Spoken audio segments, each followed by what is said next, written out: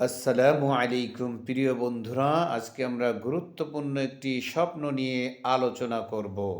যারা স্বপ্নে রংধনু দেখেন অথবা জলোচ্ছ্বাস বন্যা দেখেন, এই স্বপ্নের ব্যাখ্যা নিয়ে হাজির হয়েছি।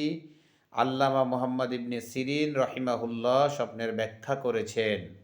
আসুন আমরা জেনে নেই।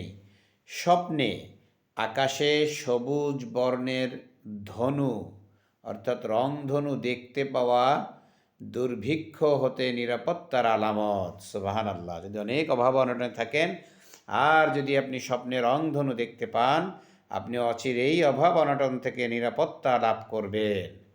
হলুদ রংধনু, এটা হচ্ছে সবুজ, এটা হলো কি সবুজ রংধনু দেখলে দুর্ভিক্ষ থেকে নিরাপত্তা লাভ করবেন। হলুদ রংধনু দেখলে রোগ ব্যাধির চিহ্ন, আর লোহিত বরণ দেখলে রক্তপাতের নিদর্শন। নাউজুবিল্লাহ।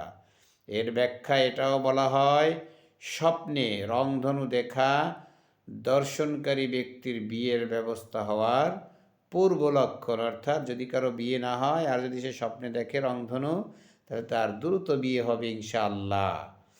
আর যদি স্বপ্নে কেউ দেখে বন্যা, জলোচ্ছ্বাস হচ্ছে, বন্যা হয়ে যাচ্ছে, এটা হলো শত্রুর আক্রমণের নিদর্শন। তাকে সর্বদা সচেতন থাকতে হবে, শত্রু তার ক্ষতি করার জন্য সর্বদা ওত পেতে রয়েছে।